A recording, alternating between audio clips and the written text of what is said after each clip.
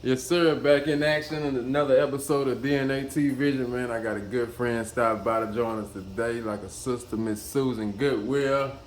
Hey y'all. What's going on? How you feeling? I'm doing good. Blessed and highly favored. Yes, ma'am. Let's get right into it. So, where your feet first hit the ground at? 1385 Euclid. Georgia. Euclid. Man, who else said? Somebody else said Euclid Street. I interviewed. Euclid. Let's see who lived on Euclid. That's closer Euclid to and Avenue A. Euclid Avenue. and Okay, Avenue A. okay, you on that Mhm. side. We You lived know, in right on the second other side of house. the tracks. Right. Absolutely. Yeah, who was it? Just you, your parent, your mom? It was 8 of us. What? My mom and dad. Mm-hmm. Sisters what? How many sisters, brothers? 3 sisters, 4 brothers. Wow. 3 sisters, 4 And you was brothers. the what? And I was the middle child. What's that? 4, 5, 4? I was 5. 5? Mm-hmm. Mama had 4. She had 3 boys and a girl, and then 7 years later, she had 3 girls and a boy. Wow. 7 years later. 7 years. Yeah, you know how our parents did back in the That's day. man, that's well, But okay. yeah. So how was it? How was the household? How was it growing up? We actually, of course, dysfunctional. My dad, he worked. My dad worked real hard. He was a hard worker. He worked for Budweiser, and he was a longshoreman. He worked for the Port of Beaumont when they used to throw the flour back in the day. And he also worked with my uncle doing dump trucks. Hard worker, you know. My mom managed a liquor store. I don't know if y'all gonna remember this, but there was a liquor store across the street from Ozan. It was, well, which was, I don't even remember what school. It wasn't Westbrook back then. Was it Hebert? Was that Hebert High School? Mm-hmm. There was a liquor store right next to the pharmacy, and my mom ran that liquor store. Yeah, she ran that liquor store. You know, we pretty much had what we needed, none of what we wanted. I remember there was a Goodwill truck in the stadium center. You remember that? Mm-hmm. And there was a lady, rest her soul, I'm not going to say her name, you know, but that worked for Goodwill. And my last name, Goodwill, so I used to get teased. And they'd be like, you get your clothes from the Goodwill store. But I really did, though. They did not. Whenever people would bring stuff and she felt like it was in good condition, she would give it to my mom. You know, and y'all believe it or not, that really, really messed with my self-esteem. You know what I mean? Yeah. And we lived there through 5th. Actually, no, it was 6th grade, South Park, because my dad got killed in a car accident in 1986. And after he passed away, we ended up moving. What was that new? What was that day like? Well, do you remember where you was at? I remember that day. My dad was an alcoholic. Mm-hmm. I was at school. I was in Miss Wenzel's class in reading. And there was a knock on the door. And my mom had gotten sick, so when they told me to get my things and come, automatically I thought my mom had passed away. It was my sister and my oldest sister and her husband at the time, and we didn't call our dad Dad. We called our grandfather Daddy, and we called our dad B. And when I walked out, I was like, what happened to Mama? And my sister was like, nothing. B died, and I'm like, B died. It was like scary. My dad was Y'all was still together. Everybody was still in the same household. Everybody stayed in the household Yeah. the whole entire time. Until my parents stayed together until my father passed away. And he got killed in a car accident on the corner of Lavaca and Park Street. I think it was a bus involved. A city bus. Yeah, I remember that. Yeah. A city bus ran a stop sign and killed him. And hit him and killed him. He was in a car walking. He was in a car. Okay. He was in a car, and so that day though, ironically, he wanted to drop us to school, and he was drunk. He never got drunk on. He was a functional alcoholic. Yeah. He worked all week and got drunk on weekends. But this particular day, That's what they did back in the day. Yes. This particular day, he was drunk during the week, and he insisted on bringing me to school, and I cried. And I cried because another thing my dad did was he would go around picking up trash on the side of the road, like washing machines, bicycle. Like my first bicycle was like Barbie strawberry shortcake. It was like all yes, you know, and he would have all this stuff on the back of his truck. So I was embarrassed Yeah. for him to bring me to school, you know. And she let him bring me to school. So brought me to school or whatever. And like I said, as a matter of fact, I ended up like going to the restroom or something at school. This was before the accident. And somebody was like, your daddy truck parked outside. And I went and looked and I was like, he was literally just parked in front of my school sitting there. A couple hours later, that's when my sister came and told me he was killed in a car accident. Wow. So, I'll be honest, I had no emotion. Like I didn't cry or anything like that. I think that's where I began shutting down emotionally as a kid, you know, resulting to the path that led to, you know, me taking the wrong path or what have you. But, and back then, you know, my family we didn't know about death. We didn't know what happens after death. We didn't know, you know, that, you know. Wasn't religious? We were, but back then you went to church because you had to. You didn't go because you wanted to, you know. And it was like we in church all the time. We like falling asleep. Then you get popped. Okay, but then I wasn't listening to the word. I mean, I knew for God so loved the world, but you know, I really didn't know that you know, Jesus died. I mean, I really wasn't interested. You remember how your mama took it when your father? I'm gonna be honest. I asked my mom, how do you feel that he's gone? She said, I'm glad he died. Was it he was right after you asked her that, or was it some years later, or what? We moved, like I said, I want to say maybe a year after he passed away, because my dad was really strict. So it was after we moved. He was really strict. So like we had money. I mean, we had money, you know, but it was safe. It was never like we couldn't get school clothes. I remember lying one time. I remember you remember Sherry Hurls? Sherry Hurls and Makiba August, they were all talking about what they got for Christmas one year, you know, and even though we had finances, you know, we had money, my mom wasn't allowed to go buy us gifts. And I remember Sherry had a pink Guess overall, and I lied and was like, I have one too. Yeah. I have one too, you know. And I think Makiba said she had a bicycle. And I was like, I got a bicycle too, but I didn't have any of that. Actually, some other place had donated Christmas gifts. My mom went to some other place and got Christmas gifts for us. And you know, I was angry, still building up resentment. Yeah. You know. And you said your mom said that she was like glad because she had it was very hard because back then you don't leave your husband. Yeah. Very rare. Now the husband might leave you, but you stay with your husband no matter what. You pray and you know, you know, you just stay. You Turn just live the other with eye. it. Right.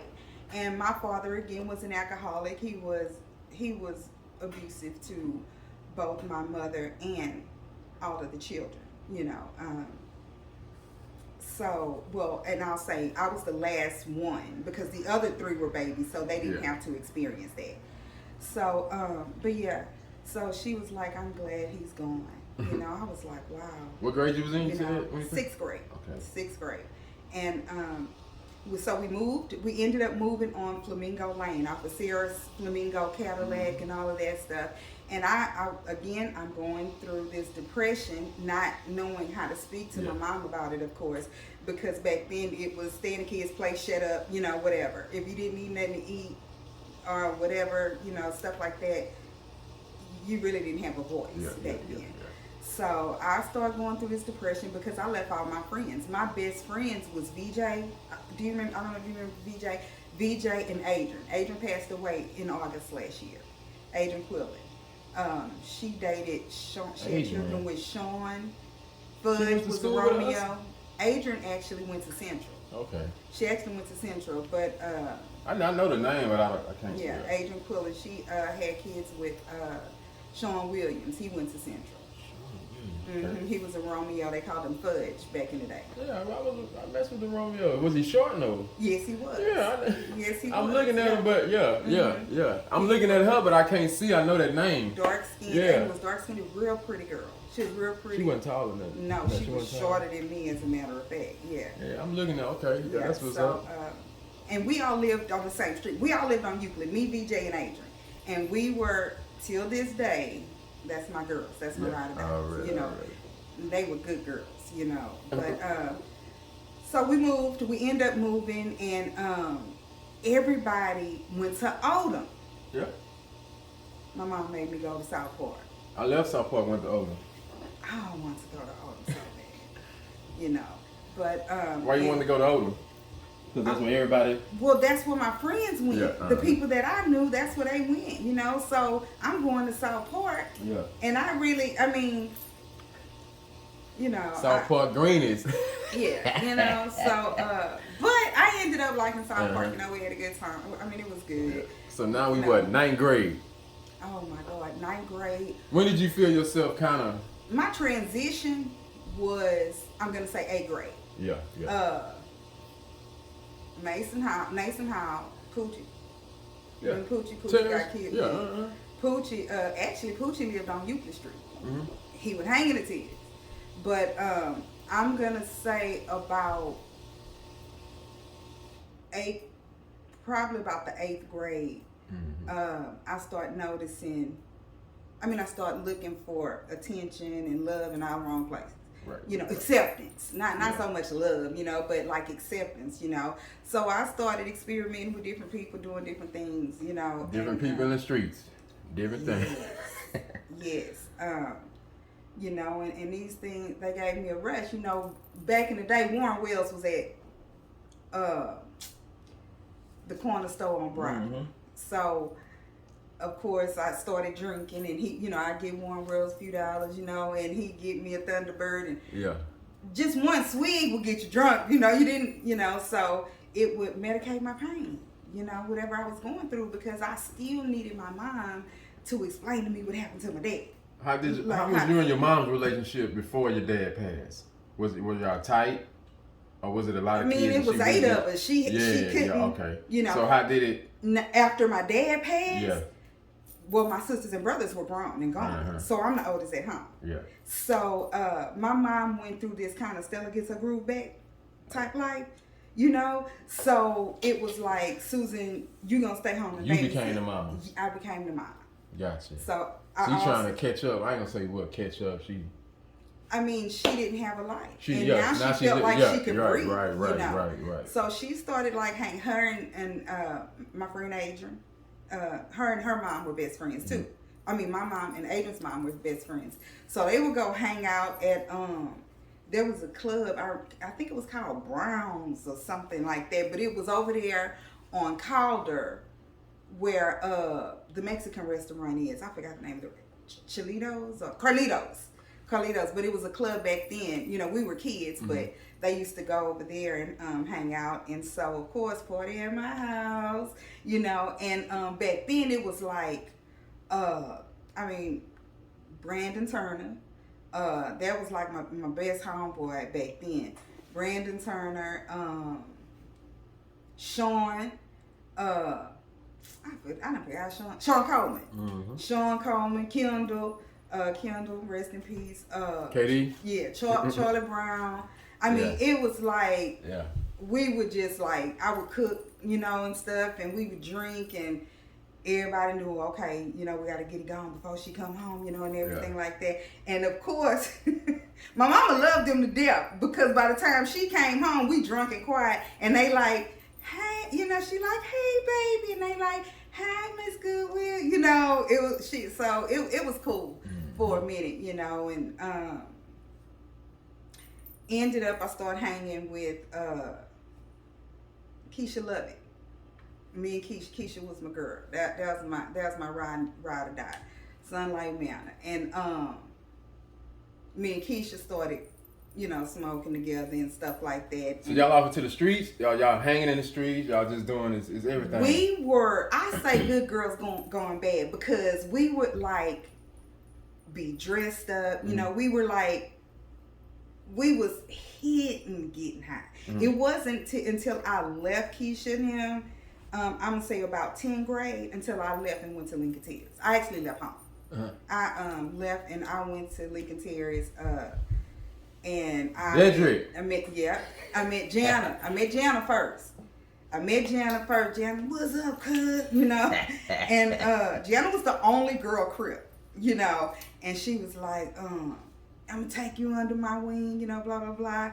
And from there, I built a relationship with D-Loke, and it was me, her, and D-Loke. Rena's judge, Pete. I don't know Pete's last name, but that was the Crips. That's how I started, you know, getting affiliated with the gang stuff, you know, and we would hang out at Jana's house. Jana mama was the coolest mama she was just cool. Like, anybody could stay, anybody could spend the night, you know. So it would be a whole bunch of dudes and me and Jana. And so they called themselves initiate me and Jana one day and beat the me. Now, they did like our waist down, but, you know, so now we Crips. You know what I'm saying? I mean, that's what it was. And we would hang out in Lincoln Terrace, LTGs, Lincoln Terrace Gangsters. And, you know, like I said, back then it was like so many gangs and stuff like that. We were cool with Man of Mob, but Man of Mob wasn't like a fighting gang. Mm-hmm. They were, you know, quote unquote pretty boys just hustling, you know, but we were cool with them.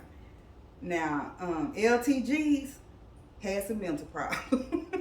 They were like about whatever, you know, Crips and Bloods. Now, after I did date Dedrick for several years. And then when we got to be about, I was 17, Dedrick was 19, Dedrick ended up going to prison for like 27 years. Yeah, we caught the chain bus together. Okay. So I ended up, I went to Magnolia Gardens. Mm-hmm. Because my sister lived there. My oldest sister, she ended up getting on drugs real bad. She had like, at the time, she had 5 kids at that time. Yeah, she had 5 kids at that time. So supposedly, I was supposed to be going to help my sister with the kids, mm-hmm. you know, and hooked up with Howard Walker, Duck. Mm-hmm. And actually, I'll tell you this. Howard actually lived on Flamingo down the street from me growing up, and he lived with his grandmother on his dad's mom. Mm-hmm. And he was like my little boyfriend, young, you know, or whatever. And then when I went over to Magnolia Gardens at like 16, 17, something like that, I believe, I ended up hooking up with Howard again, and then he was my boyfriend. I went from a blue Dickie suit to a brown. And, you know, back then I hung out with him, Herb, who else was out there? Him, Herb, Chester, mm-hmm. Tater. It was a whole bunch of us, but then it went from the fighting to straight hustling. Blue was about fighting. Red was about hustling. I mean, now they defended themselves. I'm gonna be honest on both sides.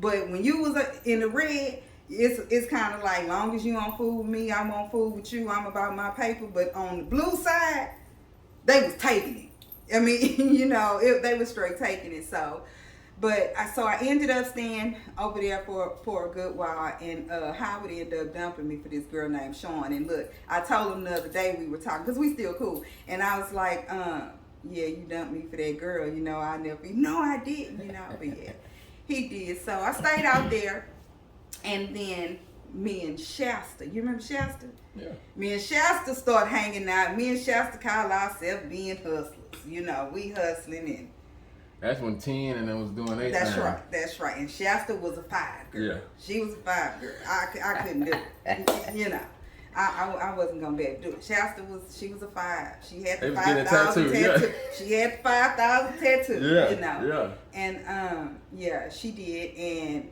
we were like doing a little hustling and everything like that. I decided I wanted to go back to school though. For what? You know, back to high school. Oh, back to high school. Okay. Yeah, because I quit. So I go back. I go back to school for a little bit, and at that point, I started really, really getting into doing drugs mm-hmm. With certain people. Mm-hmm. You know, some of the football players. Again, I won't say any names. You know, but started doing drugs, and by the 10th grade, I was officially addicted to crack. I have to say. And what I did was, me, Keisha, and Carmela, we didn't graduate. So we left. Remember, they would leave. People would leave and go to Central to do that last year or whatever, or vice versa. You know. So I ended up going to. We all three ended up going to Central. And what happened was, I had a fight with a girl and got kicked out of school. In the lunch line, I pulled the girl out the way. You know, because I'm still thinking I'm gangster. You know, Keisha and Carmela was in the line already. I come late to get in the line, and the girl got her hand holding it so I can't move. I done just picked the girl up and moved out the, you know, and she pushed me, and I done beat the girl up. So I'm in the office. Mama like, Susan, I don't know what I'm gonna do, you know, because at this point, Mama had been calmed down. She was Mama again, you know, and at that point, she had started showing love to, you know, like, I love you, you're beautiful, but I ain't believe none of that stuff no more. You know what I mean? I didn't believe I was beautiful. I didn't believe she loved me. I didn't believe, you know, it was like, you know, the damage was done. Yeah. You know, and I'm out there, you know, so I ended up, I stopped hanging with Keisha and Carmela, and my ride or die was G-Man. Gary Wilson, number 33. There's my rider. There's my rider. You got some hell of a rider. You know what I mean? I'm telling you. Look, from Charlie Brown to G-Man, you know. And G-Man, although I was doing, like, he didn't want me to go out and get high. You know, he would be like, man, come on. You know what I mean? Stay right here. You know, it's me and him, you know, and stuff. And G looked out for him. He really did, I have to say. And throughout the years, even with him still battling addiction, I always looked out for him, because I could have been dragged in them streets. You know what I mean? And for a lot of years, you know, he looked out for me, like, because if anybody has ever done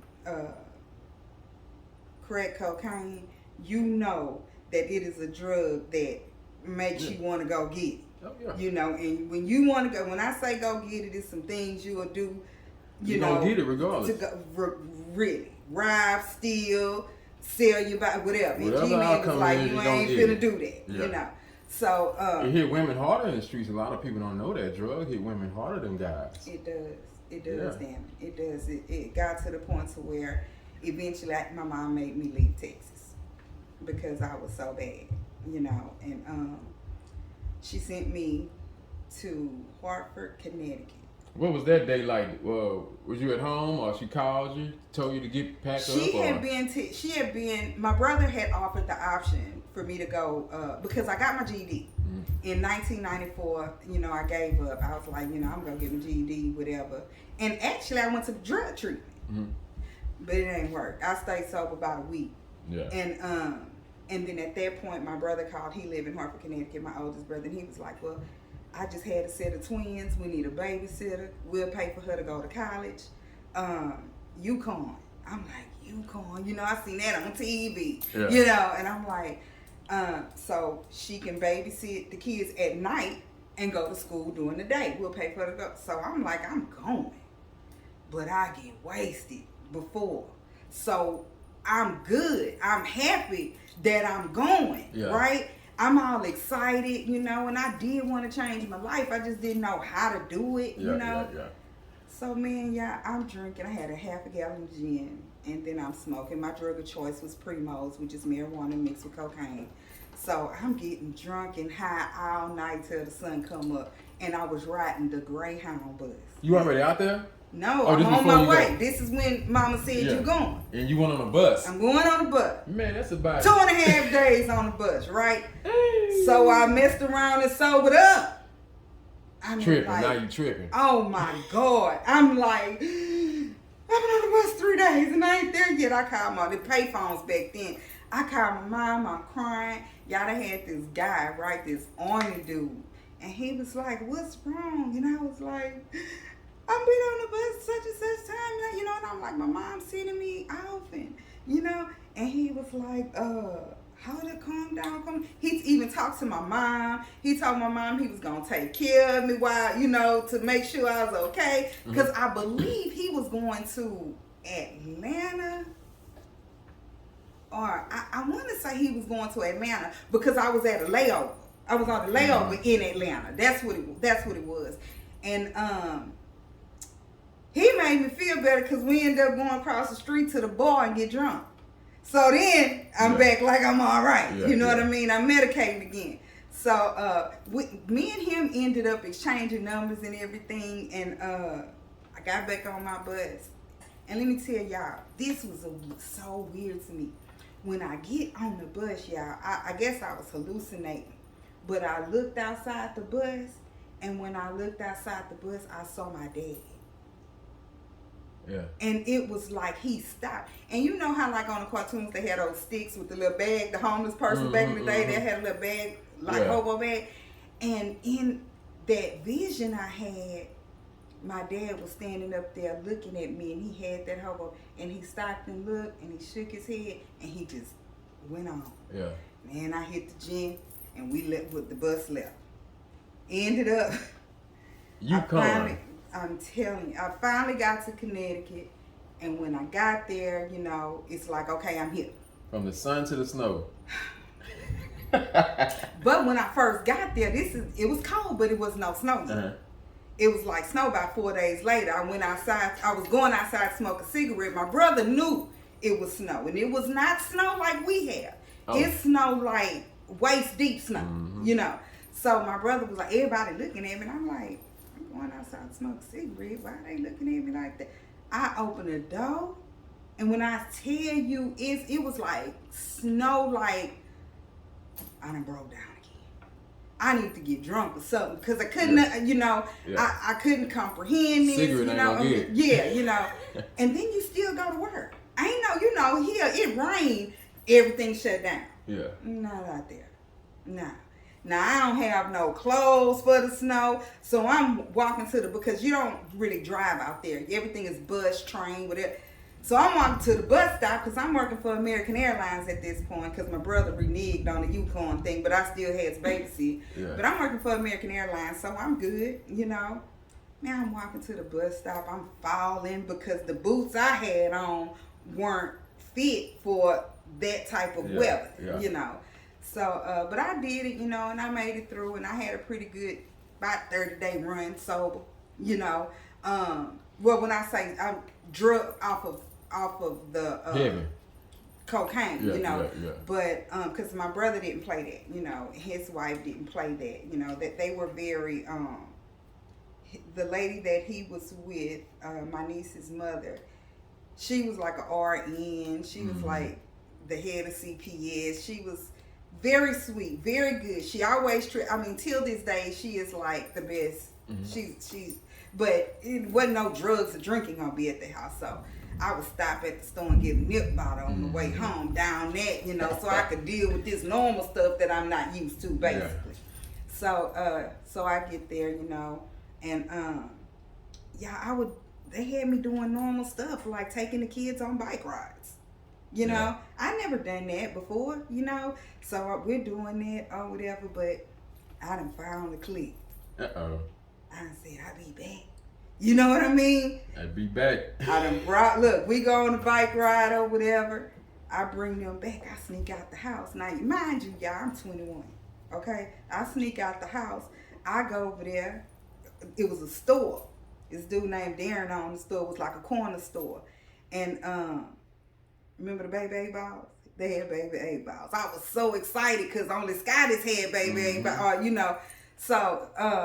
So I go over there and I meet everybody. Come to find out it was the weed man, the dope man, the everything man. The wrong man. You know what I mean? And it was like, but to me, I hit the jackpot. Yeah. I'm like, oh man, So there was this one guy though that he was a school teacher.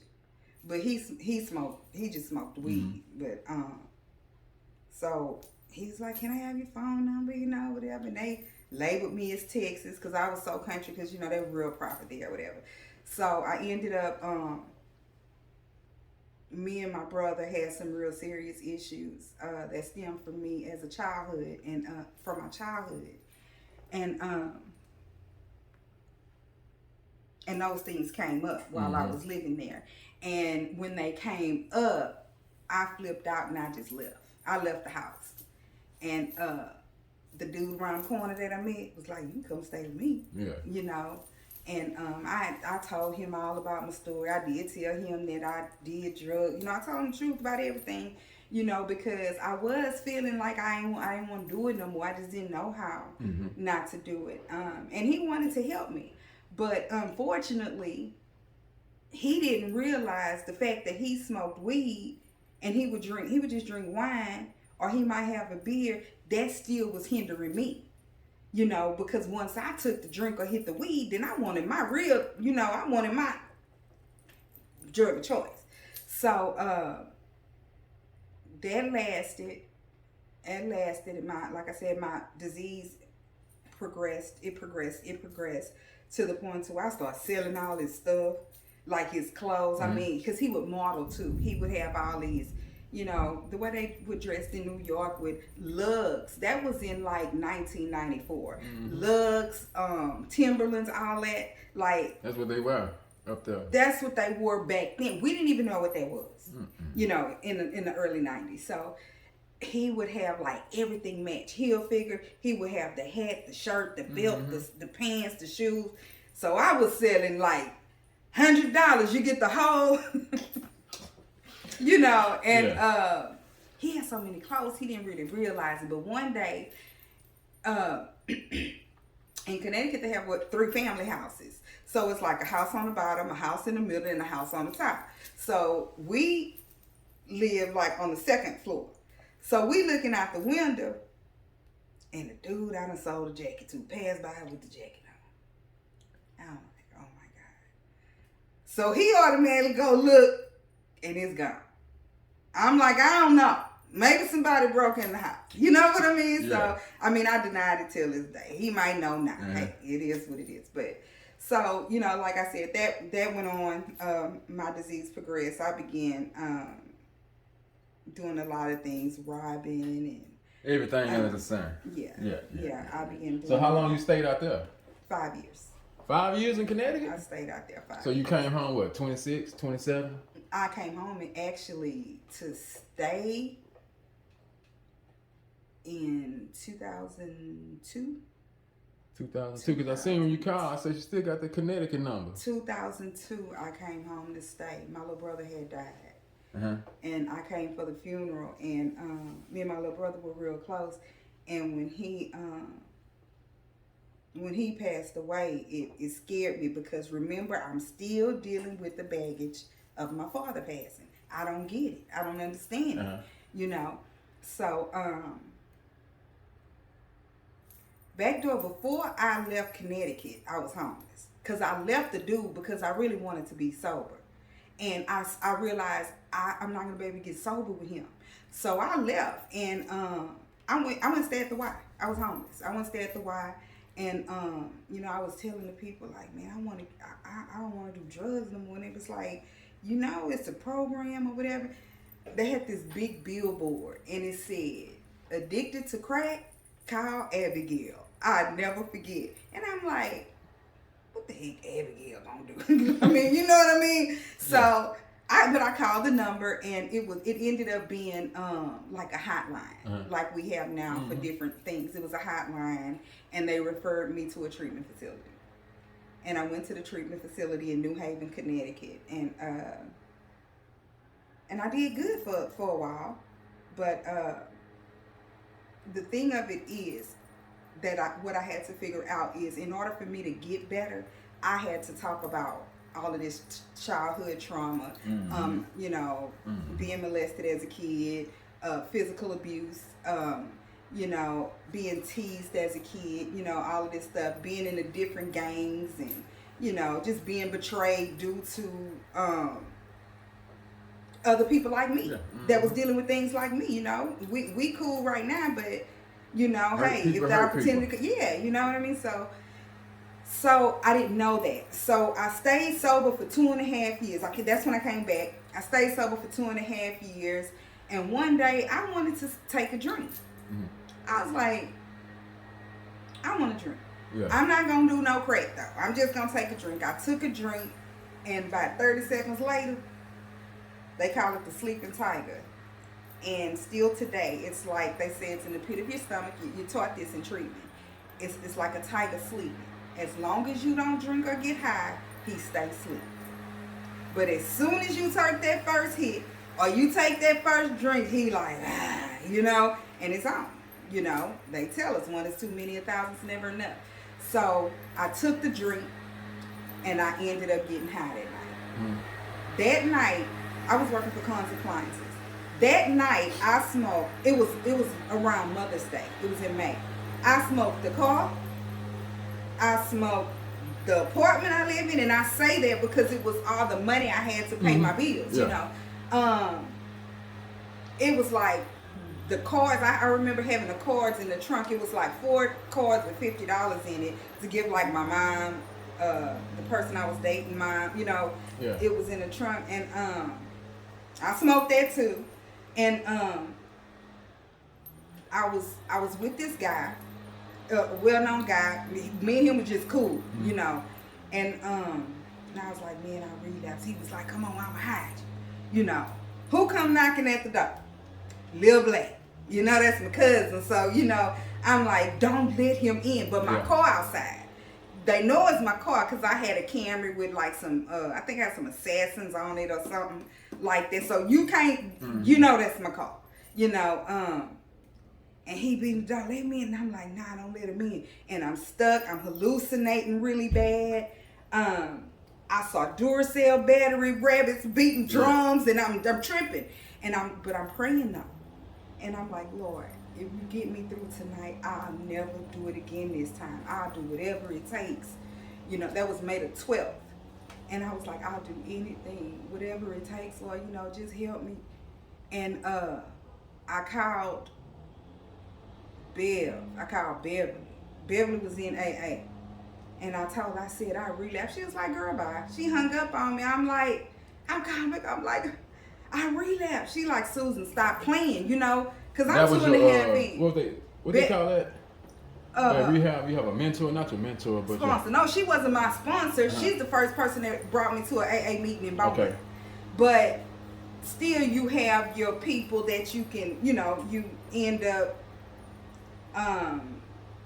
you know, like different people that you. It's called like they tell you get 10 names and numbers.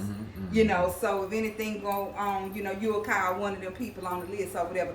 But me and Beverly even used together. So when I came back, Beverly was sober, you know, and because I was working for the airline, so I would fly back and forth for free. So I would fly home Friday to get high, then fly back to Connecticut, like, you know. So I'm saying all of that to say that's how I found out Beverly was sober. I was like, dang, because we used to kick it at Jerry Powell house, and Jerry Powell house was the gamble house, remember? So I mean, it was like whatever you needed was there, you know. So Beverly lived there though. She was the cook. So when I saw her sober, I'm like, man, I know I can get sober because Beverly was out of there, you know. So she was like, man, you know how I was, you know, come to this meeting with me. So I went, and I was like, whatever, you know. But then after that, like I said, I called Beverly. I had that 2.5 years sober. And I called Beverly and told her she didn't believe me. I ended up calling another girl, Julia Jacob.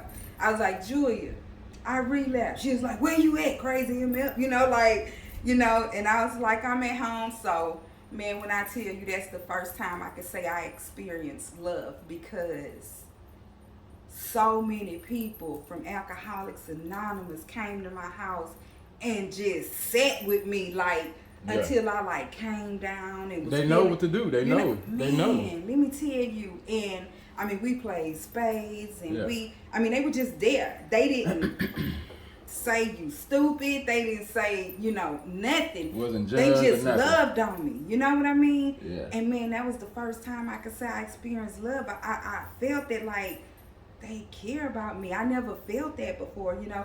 Honestly, not even from my mom. You know, my mom was still living at the time. You know, so I was like, I want to be around them. You know. Now the group, the AA group that we were affiliated with was open 24 hours. Mm-hmm. When I tell you, sometimes I would stay there till like 4 or 5 in the morning. Just because of the atmosphere of unconditional love, no judging zone. You know what I mean? I mean, in Alcoholics Anonymous, you meet people from all walks of life.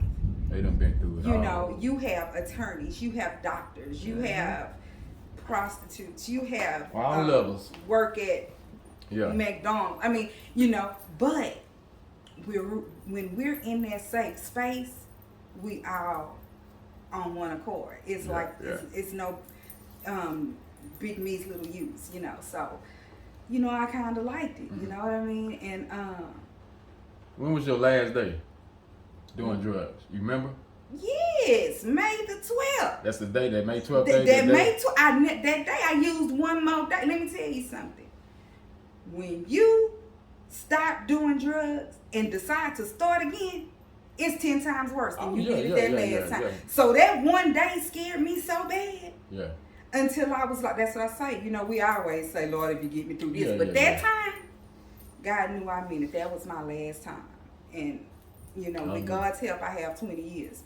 May come up a day at a time. I have 21 years sober. But, that was my last time using.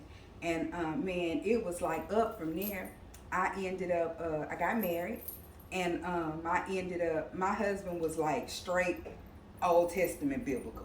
So he was from Florida, but he also was in recovery. But he was the type, the woman don't work, the man work, the wife cook, clean, whatever, you know.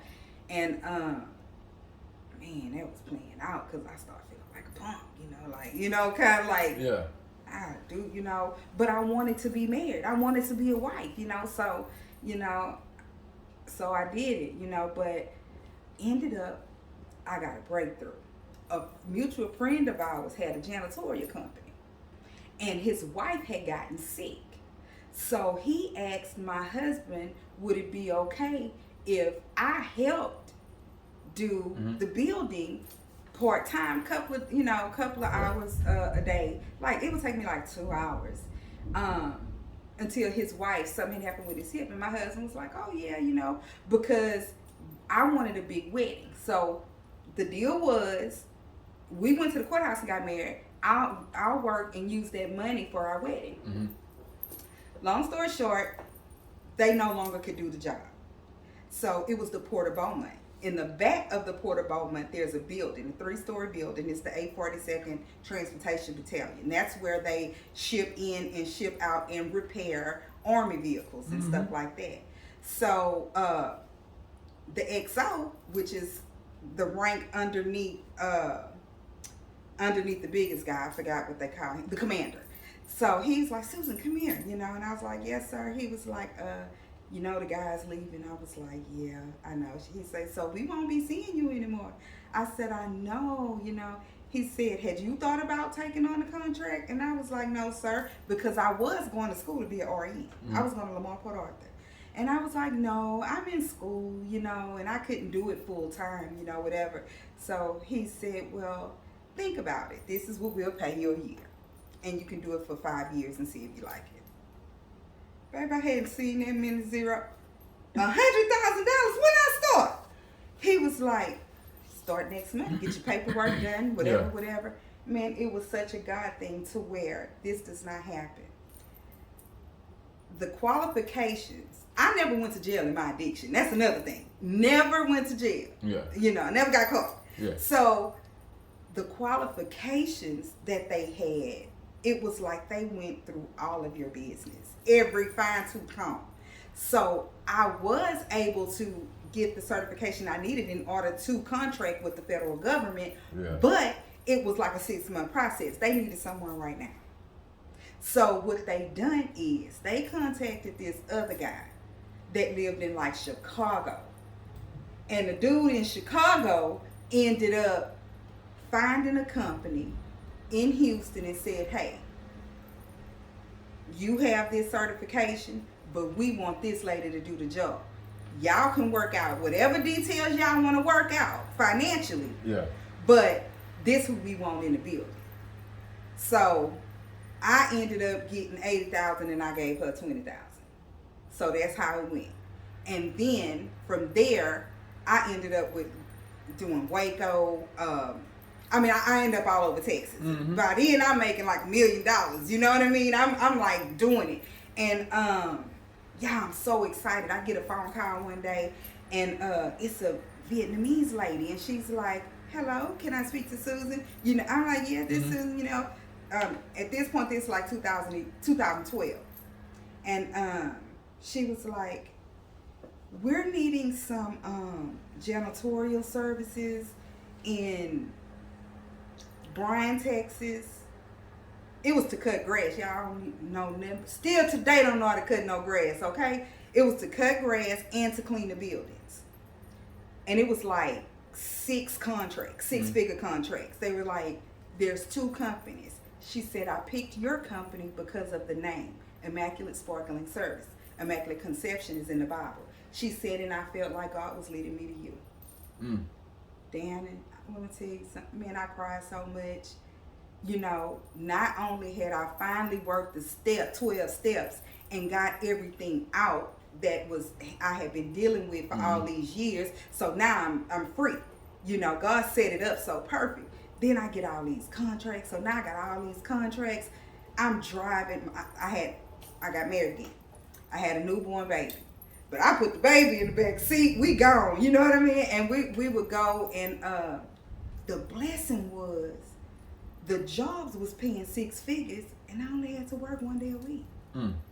So I would get somebody to come with me to watch my baby while I go knock the building out right quick. And, you know, until eventually, as I kept expanding, I would go through workforce and I would hire employees in whatever city and state or whatever. So that's how that went. And I ended up, I helped a lot of people, and I'm happy about that. Friends and family and everything, you know. But of course, Dan, people get envious. Oh, yeah. You know, and the people close to you. Absolutely. I helped a lot of people that was out that I used with. I helped a lot of family members, and people got envious, and I ended up losing everything. I built me a home. First person ever in my family. Yeah. Single, not with a husband, to build a home that I drew on paper. You know what I mean? So proud of myself because, you know, let the world tell it she ain't gonna never be there. You know, I'm so proud of myself. I done got off crack. I done built this company from the ground with God's help, you know, and I knew it was God because these people from all over the world didn't know me to happen to call me, you know, and man, I have so many people, you know, and they turned on me. Oh yeah, the people that you help. I mean, soon they turning on you. Why? They still using the help that you gave them and turning on you. They did. They were working for me and stealing from me and talking to everything. Yeah, they were going behind my back. I mean, and people would tell them, because every now and then they would come across someone that did have my best interest. And you heard Susan about to lose a house, huh? You know, and you know, it was different things. And I didn't lose the house. I ended up leaving my house, and it did go in foreclosure, and I regret that today. But I did lose a lot. I lost a lot. But you gained a lot too. But baby. Most importantly, I lost them. Exactly. You understand what I'm saying? You know, most important, I lost them, and today I'm saved. Yes, I'm a Bible-based believer. You know, I did not retaliate on anyone that hurt me because God had already told me that, you know, vengeance is mine, and they're already suffering. It may not be for, you know, in the way that I've suffered, but you know, just if you a believer in God even a little bit, you cannot just do people any kind of way and go to sleep and sleep good at night. You know, and God is always going to remind us, myself included, of it may be I'm in the grocery store and lose my wallet, you know, and it'll remind me of that day in my addiction when I scooped up old girl wallet. You know what I mean? And you'd be like, you know, it comes back. Absolutely. Yes, yes. So that after I lost everything, some situations happened where CPS got involved, and I almost lost my daughter because I was in a very low place. I got really depressed. Now this, mind you, this is after I sobered up. I built this company from the ground, and I'm doing all of this, you know. CPS, like I said, CPS got involved, and I could have lost my daughter, but I didn't. It ended up working in my favor. God knew, you know, that the things that were put out there by some of my family members and some of my quote unquote friends,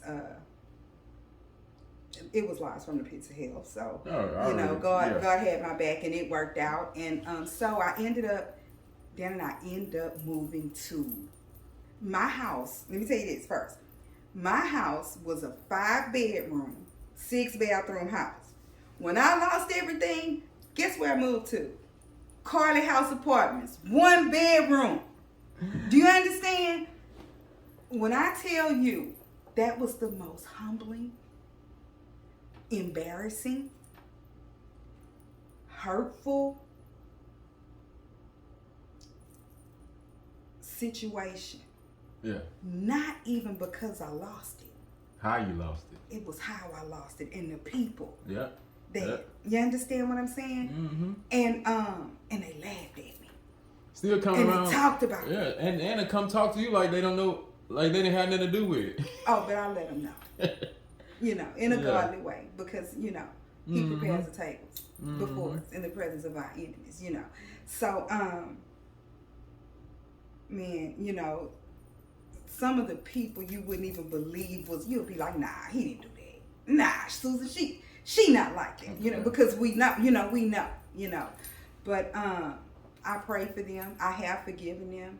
You know, I have people come tell me today, Lil Black told me that before he went left, he told me, such and such came to my house and said, man, I'ma always love her. She helped me when I ain't have nobody and blah, blah, blah, you know. And like I told Black, I said, that doesn't compensate for what that person done. Yeah. You know, he was saying that for him. I done that from my heart. Yeah. I don't care about what I done. Some of that stuff I forgot about. I need an apology because I told anybody that worked for me, it's a building everywhere, 1020 on the corner. You don't have to backstab me. I mean, I had people working for me when we would get off, not set the alarm and come back and break into the facility. People you've been knowing all your life. I've been knowing them all. Oh, I know. I done heard about it. No, trust me. People I've been knowing all my life. Yeah. So at the end of the day, like I said, they did that, and I went through that, and being in that 1 bedroom. I don't know if y'all have ever been in Carly House Apartments, but everything is like one room. It's literally like this size, and from being embarrassed. Because again, like I said, because of I thought these people was my friends, like, you know, losing everything and realizing they knew I was finna lose everything before I knew because they were helping lose. Yeah. So you know, pride, you know, which is not of God, but that's what I dealt with, you know. No family support, not one. Okay. The one person that I would have had support from was my brother Kevin, which passed away. He ended up passing away in, I believe, 2015. No. Kevin passed 2013, I believe. But anyway, I had nobody. I began isolating. I did, my daughter, I thank God, was 4. So she doesn't really remember the depression part of what I went through, but I began seeing a therapist because I knew I had to. I got to get it together. I was out of there. Yeah. I didn't go nowhere, but I wasn't working. I didn't go anywhere but bring my daughter to school, pick her up in church. Yeah. That's it. Other than that, I would not even go outside. I began gaining weight. I gained like 70 something pounds because I'm a stress eater. You know, I ended up staying there for, I want to say 2 years, about 2 years. I stayed there 2 years. Now I'm living off of my savings and my 401k. That's what I'm living off of. And prior to that, right before I moved into Carly House, I was living from hotel to hotel. Now, mind y'all, I'm still kind of bougie. I don't realize, because I'm thinking like, God, you can't let this happen. Something finna come through. Mm-hmm. So I'm staying in like Hilton. You know, I'm staying in like $100, $200 hotels. Not realizing, baby, you finna be sleeping in your vehicle.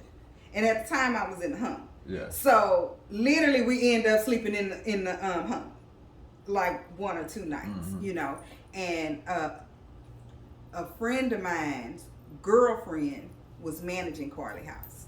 Tina Fowler, God bless her. I love her to death. I always will. She said, I'll get you an apartment there. And I did. And she did. And like I said, I stayed there for about 2 years. And it was just like slowly God started building me back up. Mm-hmm. You know, and I would tell myself mentally, you gotta fight.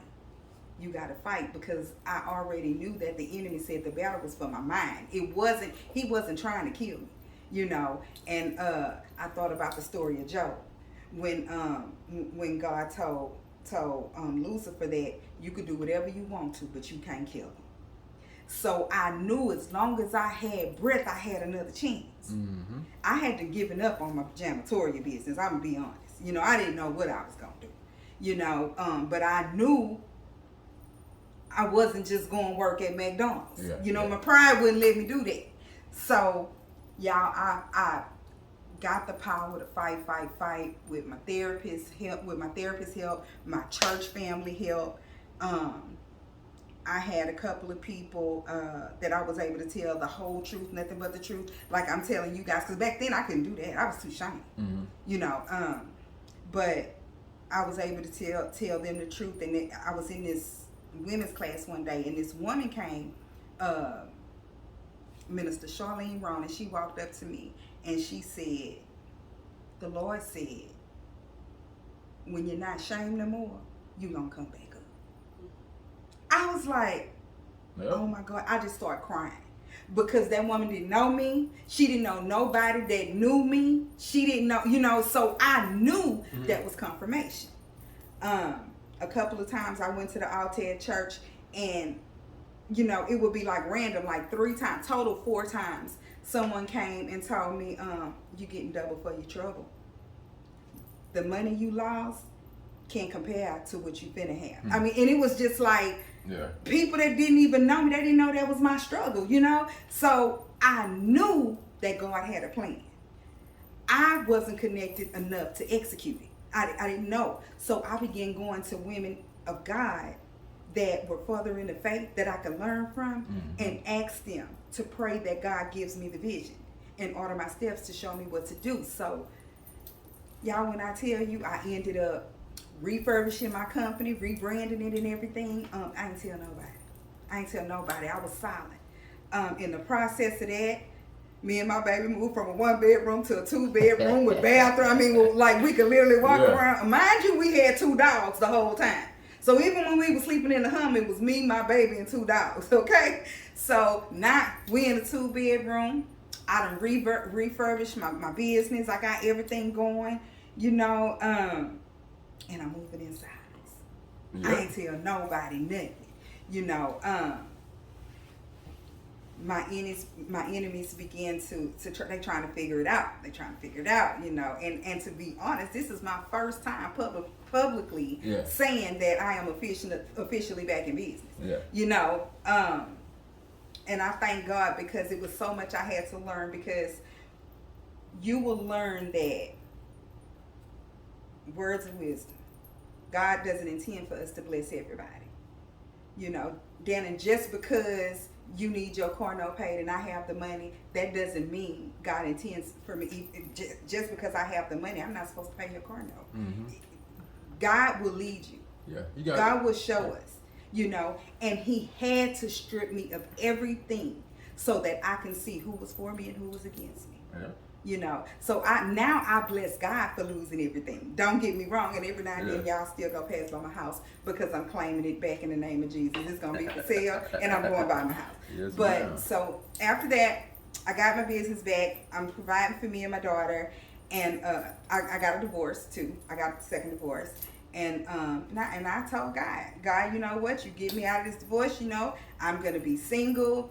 I'm going to live for you, raise my daughter, and focus on what He has next for me. So now, what I'm doing along with my janitorial company is there's a company here, Healthy Living Texas. It's based out of Arkansas. I'm doing like independent COVID testing, so free COVID testing. If you need a COVID test, you can hit me up in the DM. I do companies, businesses. I do businesses. We even do like single people. We have 3 locations, which is Antioch Missionary Baptist Church, Mount Sinai, and in Port Arthur, and Harvest for Lost Souls on Holland. So if you need a free COVID test, because they are backed up everywhere, even the places that are doing them for free are the ones that you pay. Everyone is backed up, and because we're new, many people don't know about us. So Healthy Living Texas, you can Google it. Again, hit me up in the DM if you need a COVID test for to go back to work, go back to school, or what have you. We'll test your employees. Let me know. So that's what I'm doing now. I am single and saved. I'm not looking for a husband, but what I do want to say is I do pray for my husband to find God, find himself, and then find me. And and other than that, I'm raising my beautiful 8-year-old daughter, and different from the way I was raised. Of course, very of different, course, yes, very ma'am. different, very different. And y'all, I'm blessed. It's a I beautiful have thing. no regrets. I thank God for every trial and tribulation that I have encountered. And we still here for a Still reason, here. baby. That's right. So, like I said, I bless God. I give God all the honor and glory. I was just a willing vessel, and he moved in me. And I will tell you this, whenever I lost everything, believe it or not, He made some of my enemies my footstool. Yeah. So people were blessing me, didn't mean to bless me, didn't know they was blessing me, They said but it. some of the things that they did and said, He gonna use them for you to walk right up to the light. Absolutely. And what I do know that God has already revealed to me that He's gonna put me in a situation to where some of those people will need me, and He did tell me that I will have to help them. Not in a financial way, but it's gonna be some situations that come along, and I see them. Right. I had one text me happy birthday this past year, right? And that person texted me happy birthday, but they DM'd me. And for me, if you're just DMing, you don't want nobody to know you talking to that person or whatever, So, but I was like, thank you, good to hear from you. Glad to know you're doing okay. Yeah. So, at the end of the day with my story, Dan, and I'm going to say, trust God, man. Trust God, because so many people I know, when I looked at Chester's, video, he really brought me back, because I remember the days we would be in the cars, me, D-Lo, Big King, Jana, P, all of us driving to the North End. I remember Jana got shot. I remember Chester got shot. I was there, and it just really brought me back and reminded me how God's grace is so sufficient for me, has been so sufficient for me. And, I have an anklet on, and it says grace, because I don't look like where I've been. It's a beautiful thing, baby. Yes, it is. That's a beautiful story. You've been through the storm. God has covered you, and He still got you covered. That's what's up. And That's DnA-Tvision really appreciate you. If you got any more, man, you can stop by anytime, man, and drop some words of wisdom to these sisters, because they need it. Yeah. These young girls, man, you got a beautiful daughter. And we wish you all the best, baby girl. Thank you, and thanks for having me. So appreciate it, baby. Love you. Love you.